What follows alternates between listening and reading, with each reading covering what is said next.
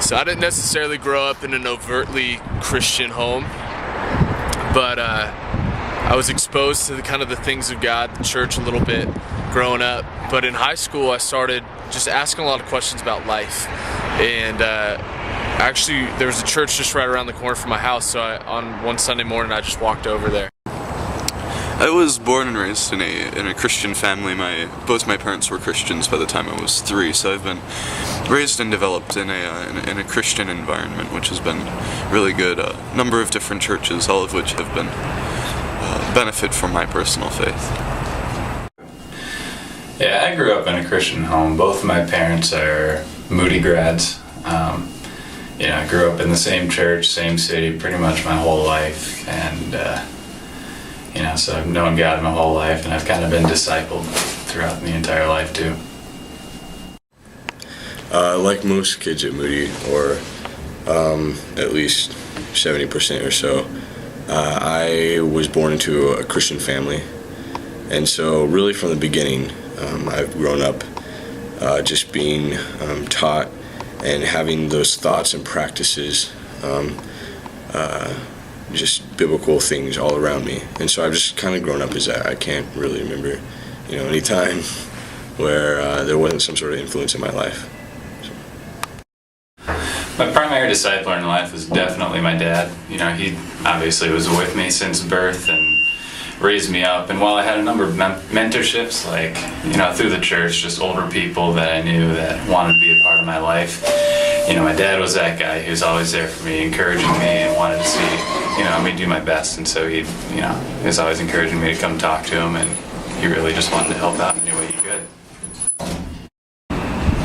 The person that I chose as a major discipler in my life to do for this project was David Sponholz, also known as Spons. He was a counselor at Lake Lundgren Bible Camp, which has been a huge part of my Christian walk. My initial week as a camper with Spons, despite the disconnect at first, I really grew to know him and really respect him, just because he was an authority figure to me as my camp counselor, and his spiritual knowledge intrigued me and really just gave me a desire to know about the Bible, what he knew about it, and his caring and interest in me. The end of the first week, just taking me out on the front porch and just listening to what I had to say and being in tune with my feelings and really displaying a true character of care for me was kind of that initial bond that drew me in. So when I got to that church, I loved it. I loved hearing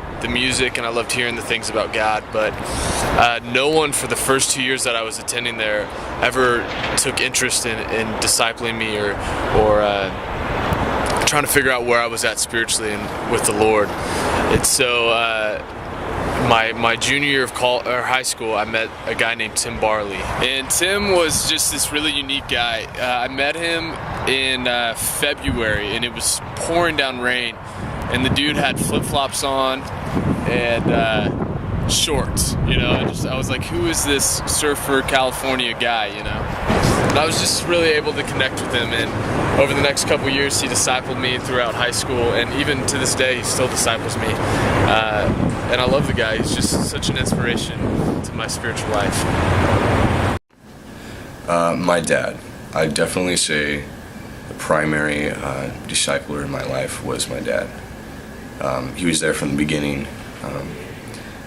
My 4 older brothers before me, he had been discipling them.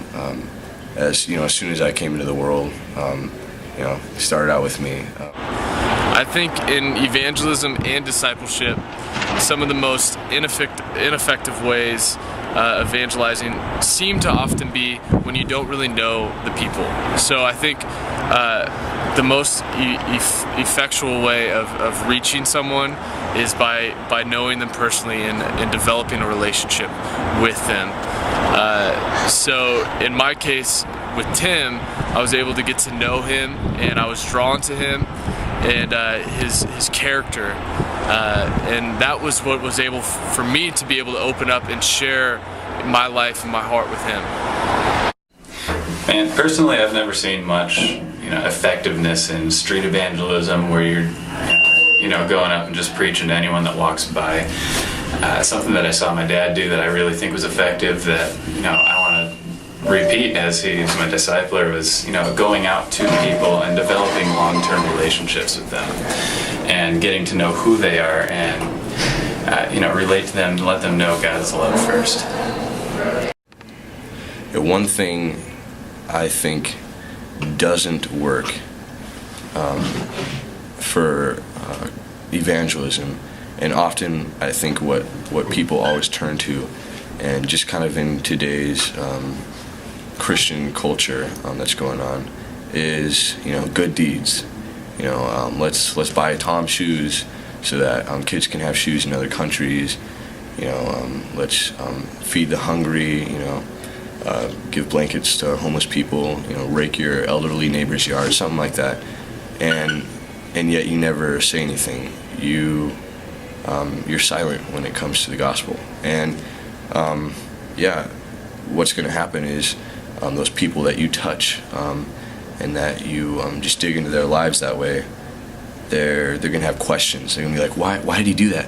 What sparked him to do that? Why does he believe this way in doing these things? And they're going to have those questions, and some of them could go and seek out those questions and get the right answer, and someone else is going to evangelize to them. But why not answer those questions right then and there, since you have the opportunity and you've already touched their lives and they already have trust in you. I'd say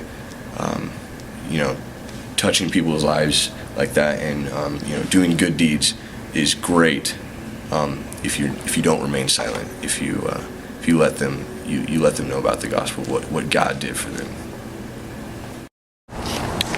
At least from what I've seen, and in my opinion, a very important fundamental necessity to begin an evangelical endeavor, if you will, is the importance of relationships. You need to have that foundation to build off of. Otherwise, there's nothing. It's just shallow. It's hollow. That relationship that you have will display Christ in you. Will give you the opportunity over and over, time and time again, to display Christ's love. My dad displayed a lot of integrity in the way that he worked and in the way that he, was committed to his relationship with my mom, his wife, and to us as kids. He was just always very diligent about, staying on top of things and not letting himself give in to any types of addictions or any distractions that could take him away from, providing for us as family. Some qualities for an effective disciple maker, I would have to say, is a mix of knowledge married to humility. I think humility is absolutely important, and in order to be a great example, I feel like you have to exhibit humility in your actions, in the way that you think, in the way that you talk, in the way that you even interpret and read the scriptures. And so I think humility even goes on to being genuine. And I think to be an effective disciple maker, you have to be genuine and you have to be authentic, because people can sniff out when you're not a genuine, authentic person. It's not just about stats and numbers of people getting saved. It's about an eternal soul and its destination and the purpose of life here and now. So being genuine and authentic, but also being knowledgeable about Scripture, and then throwing humility above all of that, I think is key to being a disciple maker that is effective.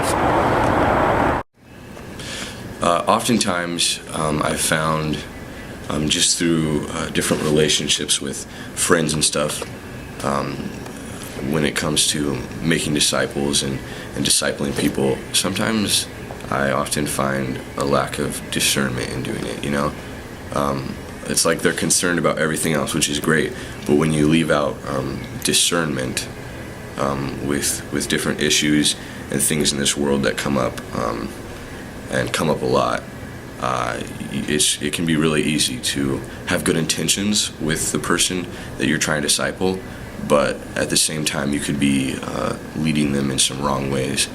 And so